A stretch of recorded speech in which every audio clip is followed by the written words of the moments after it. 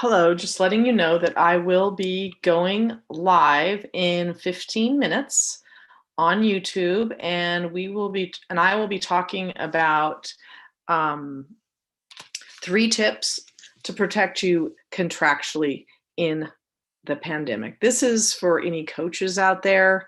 Um, and I'm talking about like football coaches, basketball coaches, any coaches in an athletics department. So we will be getting started in 14 minutes, and this will be live. So get your pen and pencil ready, get your coffee, and I'll see you in 15.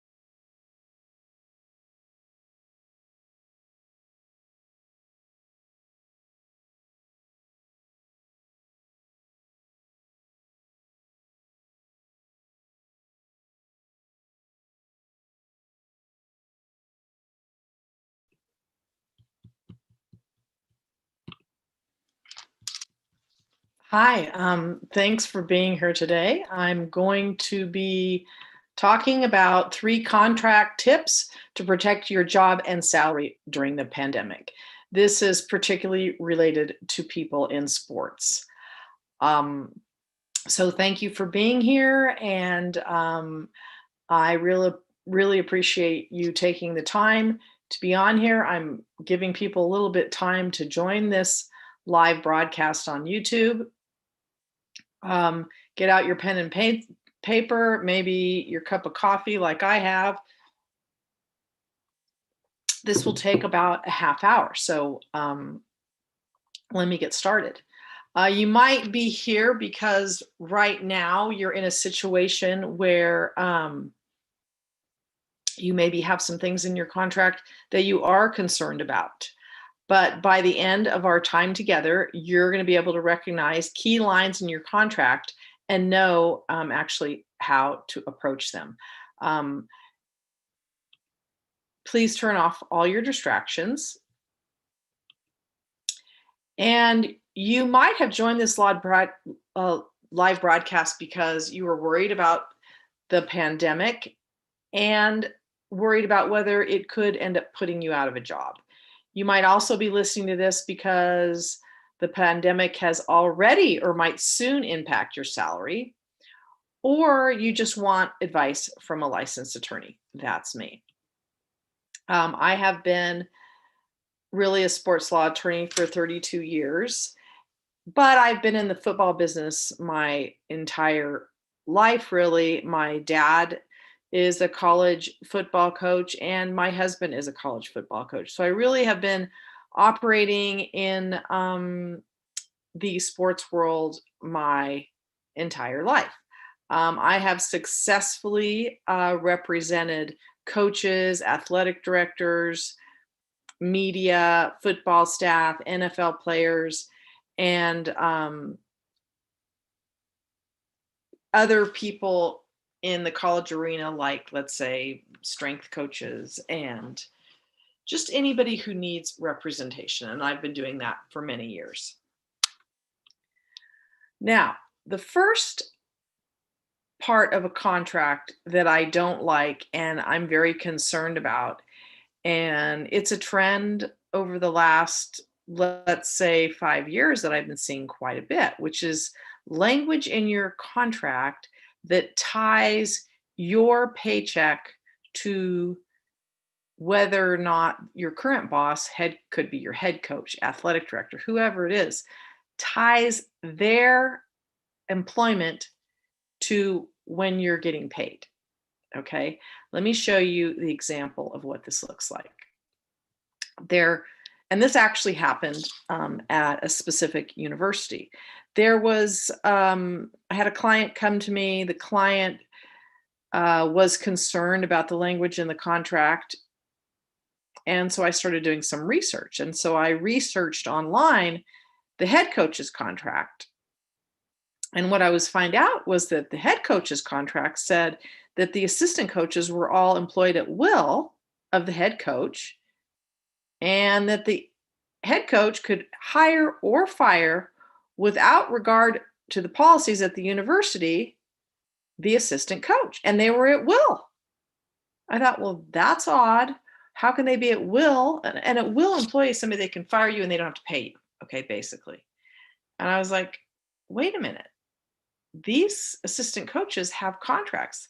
These assistant coaches think that they have 2 years remaining on their contract, or 1 year, maybe, whatever it was.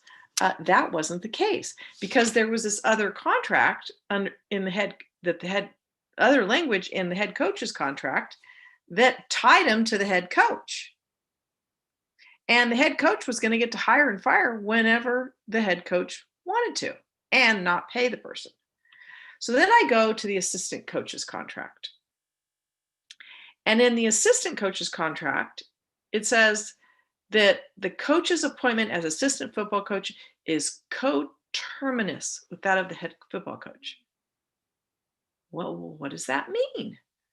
I'll tell you what it means. It means if the head coach is terminated or resigns or stops performing their duties, you also are terminated. and not only are you terminated, but we don't have to pay you for the remainder of the contract, because here how's the contract read. The contract read that if the head coach left or took another job or was terminated, that the assistant coach was only going to get paid the next 30 days of the contract, because it was tied to the head coach. It specifically says, at the end of the current month, after the head coach is terminated, resigns, or ceases to perform duties, you're not getting paid, or June 30th, whichever one is sooner. So let's say your coach resigns June 15th, your contract, for some reason they picked a June 30th date. It probably had to do with the way these contract years were set up. Whichever date is first. Well, what do you think the date's going to be first? It's probably going to be 30 days from when the head coach leaves or is terminated or maybe retires, whatever. So needless to say, I had to spend about 6 months getting this out of the contract. I did get it changed for this particular coach. However, let me tell you something. Do you know today this university still does the same thing? Because then I read an article later on about a basketball coach it happened to. And so my point to you is you have to continually battle and you need representation. I had to deal with the general counsel on this, and that coach did happen to have some leverage, and we were able to get it changed. But the coach didn't really realize this was even the case, and I had to do quite a bit of research to uncover this pretty interesting contract clause. What's next? Number 2, I want to talk about force majeure clauses. You may have heard these in the news recently. You may have not. Force majeure clauses are something happens, like a fire, and it makes it maybe impossible to perform on the contract. A lot of times force majeure clauses, we don't even pay attention to them. They're just kind of in the contract. Well, guess what? This year, the force majeure clauses started to matter because they dealt with the epidemic, COVID. So what you'll see in a lot of force majeure contracts, it'll say there's a force majeure event. A force majeure event is, act of God, a war, terrorist attack, fire, lockout, or strike. It's happened a lot, like with NFL players. And then there's the word epidemic. Epidemic would be another thing that could click into this force majeure event. So a force majeure event then tells you if this happens, and in the cases of coaches, we're not going to pay you. Okay, and that's exactly what happened this year. But what really happened was I saw universities add in new language addressing COVID-19 and the pandemic. And I had one client this happened to. And here's what the language looked like. It basically said, if a force majeure event occurs, in this case, the COVID-19, and it causes suspension or interruption to the regular operation of the business or the athletics department, or notice the word or here, results in suspension, interruption, disruption, or cancellation of the team's sporting events, or limits audience attendance to the team's sporting events, that's going to be a force majeure event, because they go down there to say, if it happens, if there's a force majeure and it impacts athletics departments or how many people are in the stadium, we're going to not pay you. Okay. And as we know, that's exactly what happened this year. If you watched any games, you saw like little stick figures in the stands. It did limit audience attendance. It did disrupt and cancel games. And according this university said, if this happens and then it continues for 6 consecutive weeks, then we can put you on leave without pay or terminate your employment. Now, what they did do, this university said this had to go on for a 6 weeks period, which we know it actually went on for the whole entire season. least for football. And it's continued into the basketball season, where there's been some games that have canceled because of COVID. So already this particular section, honestly, easily could have been implemented and put all the coaches on leave without pay. Then they said, but we will give you 15 days written notice if we're doing this. And although we're not going to pay you during this time period, we will give you your benefits. So that's kind of how they defined it. So my concern with these is, if you are a coach and you have a family and you're dependent on your salary, as most of us are, you're not going to get paid.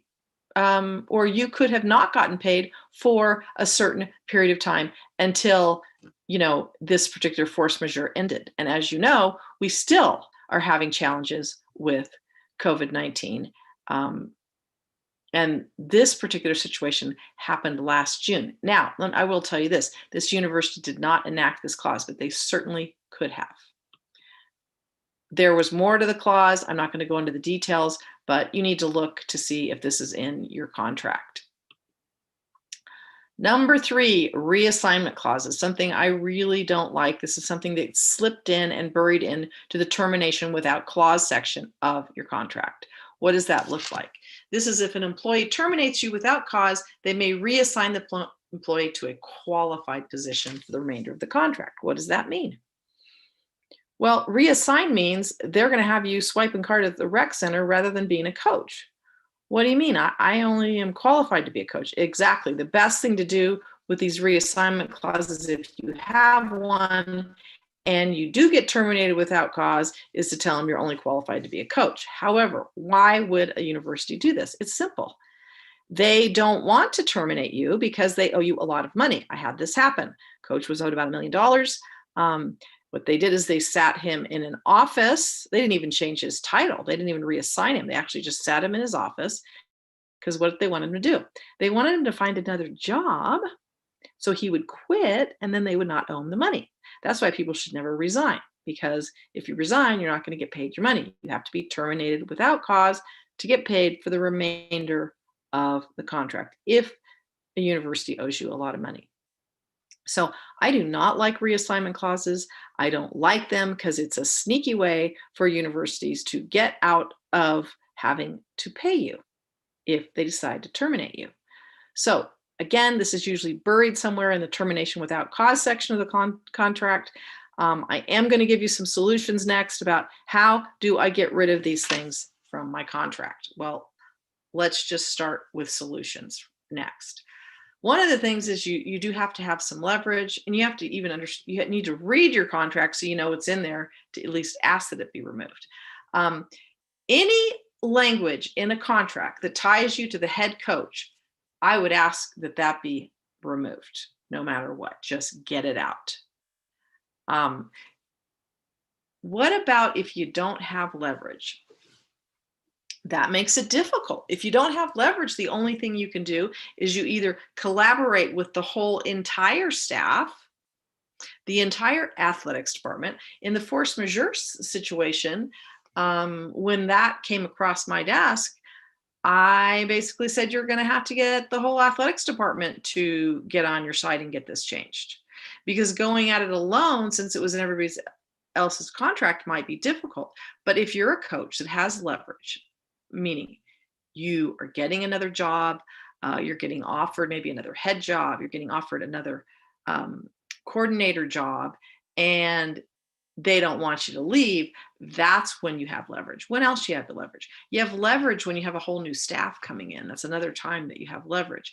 But the minute you walk on that campus and you start working, and if you haven't reviewed your contract, you do lose leverage to change the language. That's another sneaky things that a lot of people do. You get hired, you're excited, you go to the next job, you get the offer letter, you told the other place, hey, I'm leaving for my next job, but they still haven't given you the contract. So you may have agreed on one thing, how much money you're going to make and the position you're going to be, but all the other words in the contract you haven't even seen yet. Okay. I like to see them beforehand if possible. Doesn't always happen, but I would try to get it all done at the beginning rather than waiting. And then you as a group can try to get the language changed. So what happens if you don't have leverage and you have to sign something? You just have to be aware that the language is in there, and maybe on the next renegotiation, if you have more leverage, you try to get it changed. But it never hurts to ask that something be changed. Sometimes universities are willing to change things, sometimes they're not. And that's just the reality of it. Um, but if you have an attorney asking for it, it's a lot easier than if it's you asking. Now, I'm going to talk a little bit now about how I work with my clients and how I represent them. And the obvious question right now for you, you may be listening to this because you've been fired before and you find out quickly that you weren't protected for as long as you thought, or you've been looking for the right sports agent to protect you and your family, or your employer has already asked you to take a pay cut this year and change the language in your contract. So you can stay unrepresented if you want, or you can protect you and your family. And you can get involved in my coach's career development program. Notice I don't call it, I'm a sports agent and now I'm going to represent you. Why don't I call it that? Because this is a system and a process. It's unique to me. And I want people to think long term if they're going to work with me. Okay. I don't want to do things on a short term basis. It takes a while to help people and guide them through the coaching profession and to get to where they want to go. And everybody's end game is different. So what does this coach's career development program look like? This is what you'll get. You'll learn how to collaborate with me as your agent on job searches, learn how to leverage your network, expand your network, and my great assistant, Grace, will create a custom job application for you that you can use to apply for different jobs. One of the great things about it is we do create a brand. Like I have a brand. I'm about protection, advocacy, and trust. I'm going to protect you. I'm going to be your advocate. I'm going to be your trusted advisor. I treat my clients like they're my family. And if you notice there's little footballs in there, well, I grew up as a coach's kid. My dad was a football coach. I've operated mostly in football, other sports too, because almost everything is, most of the issues are same or similar in each sport. But that's my brand. That's who I am. I was the kid on the playground that didn't like it when somebody else was being picked on, and I was going to protect them. I ended up becoming an attorney, and now I'm protecting coaches and players. In addition, you get contract review, contract negotiation, contract protection. This can take hours and hours, sometimes 6 months. So having this in one package is really an amazing deal for you, for those of you who end up in any contract issues or contract disputes with your university. I have a workbook that I work through with you and 4 coaching calls that go along with the workbook. This takes time, but it's the only way I know how to find out who you are, what your needs are, and what your end game is. You'll get 4 coaching calls with that. And then, of course, I'm your trusted advisor throughout the year. And then I have several networking events, usually at the American Football Coaches Association event. This year, obviously, it's not. This year, it's not live, but usually I'm there. And then I usually go to the Combine also, and that's another opportunity to network with different people in the industry that I know, and I introduce people to other people that I know. I have a podcast called Representation Without Taxation. It is on iTunes. I do like to share my client stories on the podcast, and I do interview other people on my podcast or talk about relevant topics. Who is this program not for? It's not for coaches who are not willing to spend 20 minutes a week to further their career. It's not for coaches who are not willing to invest money in an agent and want everything for free. It just, my dad's a coach, my husband's a coach. They get free gear, they get free tickets, they get this, they get a free car. They're used to getting stuff for free. I don't work for free. I don't intend on working for free. And I really don't want to work with people who don't want to invest money in representation or paying somebody to represent them.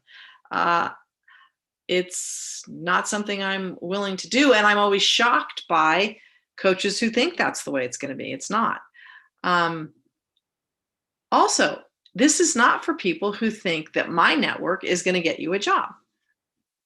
This is the biggest misconception in this whole industry with coaches, with players. It's like, no, that's not how it's worked. It's your talent that is going to get you your next job. It's your inner circle that's going to help you get your next job. Well, I thought an agent was supposed to get you a job. No, that's not how it works. Do I work with you to try to get to where you want to go? Do I work with you if you have an interview, and then we'll work through a slide deck and work through the interview process and do a practice Zoom interview? Absolutely. Yes, I'll help prepare you for the interview. Strategize with you about, how to get the job. Now, the caveat to that, have I had situations where I was able to close a deal or assist a coach with getting a job? Sure. And I'll give you an example of that. One of my dad's players was the head coach at the San Diego Chargers in the NFL. I had a player, not a player, but I had a coach that was coaching at a smaller school, it was either Division II or Division III. He had done some minority internships in the NFL. So he had some people in the NFL that were willing to vouch for him. And I had happened to run into this head coach at the Senior Bowl. And he kind of talked to me about what he was looking for. I thought, well, I do have somebody that kind of fits that exact criteria. I had that client submit the resume to the head coach. He then had his people that he had worked with in the NFL call for him. And then the head coach called me. I talked to him, told him a little bit about him. And he ended up getting the job. But it was a combination of all those things. It wasn't necessarily my connection or his connection. It was a combination of both. But I find most of the time it's the coach's inner circle that helps them get the job. Coaches listen to coaches. It's the same thing with players. I always say, I am always baffled by the agents who don't have the coaches talk to the NFL personnel, because if I'm in the NFL, I'm also listening to the coaches about the player's ability. Not the agent. That's me. I'm the agent. I'm supposed to protect them under the CBA. But also, this program is not for coaches who are more worried about football scoop than doing a good job at their current football job. I think the coach that's on the phone all day trying to get the next job rather than doing a good job where you are, because that's just going to set you up for a reputation for somebody who's not doing a good job where you are. You need to do a good job where you are, or else you will go nowhere. So if you're excellent at your job and you have a point of difference, I would love to work with you. Now let me talk about what I did. I changed my whole fee structure to a flat fee. And I'm just going to tell you, it's a flat fee of $5,000 for the year. That's what it is for everybody. Well, why did you do that? I'll tell you why I did that. Because my clients that I charged 4% to of their contract and they get the bill, they didn't like it. And usually it's because they had a misconception as to what an agent did. Let's say they got themselves the job. I review the contract. There's not much that can be changed in the contract because the client didn't have much leverage. Then they get paid. I send them the bill and then they don't like it. Well, I don't work for free, but they felt like based on how much time it took me, 4% was too much. Okay. Okay. I kind of can get that sometimes. Sometimes it was too much and sometimes it wasn't enough based on what I did. Now, I'm going to tell you, just to negotiate a deal, if you call me and say, hey, I want you to review my contract, it's $5,000. It's a flat fee. Okay. So that's a lot of money too, if you just need somebody to quickly review your contract. If I'm charging $500 an hour, which I do for a situation, it's going to take me a minimum of 2 to 3 hours to deal with it, because I'm going to have a consult with you. I'm going to have to review the contract. I'm going to have another consult with you, and then we're going to have to come up with a plan. So you're already $1,500 to $2,000 out the door, which is why I would just say I don't even want to deal with it unless, it's about a $5,000 fee. So I just came up with the conclusion that I'm just going to charge one flat fee for the year of $5,000. You're going to get all that I talked about, and how much you make just completely gets taken out of the decision-making process. Okay. I don't care how much you make. This is what the fee is for the year. So usually my fees would be like $20,000. So I just said, no, it's $5,000. And usually it costs you $20,000, by the way, to have somebody represent you. And if they're not going to make $20,000, they won't represent you. So the problem with that, and there's a whole lot of people that don't get represented that need representation. So I charge $5,000 for everything that I just talked to you about earlier. You can do it in 3 payments. I realize that some people are like, oh, I don't have $5,000. Well, you actually probably do. You probably could put it on a credit card, but you can do 3 payments of $1,750. It does cost a little bit more that way. Or you can just do 1 payment of $5,000, which will save you $250 for the 1 down payment. You will get a free planner, which I send you right away in the mail. I am really into making sure that people are organized. And I also am an author. I have a book called Born to Be a Sports Agent, and I will send you a signed copy of the book. Okay, let's say you want to get enrolled. Here's what you do. Number 1, you can go to my website, which is jillmcbridebaxter.com. Again, my website is jillmcbridebaxter.com, my name. And you click on the Coach's Career Development Program. You purchase and enroll. You put in your password. You log in, and it'll come up to my courses. There's a welcome video. In the welcome video, it will then give you some instructions as what to do. So you can enroll now. Just so you know, in the month of January, I will only be taking on so many coaches. So if this is something you're interested in, please enroll now. The other thing you can do is you can go ahead and text me at 559-250-0151. Again, my phone number, 559-250-0151. And I can give you a Calendly link where you can set up an appointment with me if you want to talk further about representation. You may be saying to yourself, I don't know if I want to enroll in this. I don't have time. If you don't have time to invest in your career, then I don't know what to tell you. The other is I don't have the money. I find that people use money as an excuse.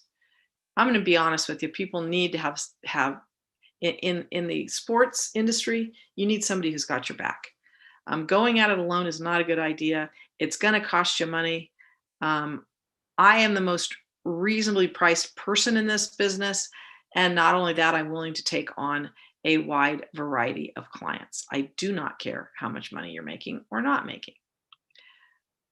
I want someone else to do the work. Well, we can work together to get this done, but it is going to be work on your part to further your career. I can't go out and coach for you. I can't change your reputation in the business. That's on you. And this is something you need to work at. So I would love it if you enroll.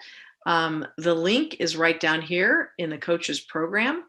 And I just really appreciate you being here today. And I really hope you join my coaches consulting program. And I look forward to working with you.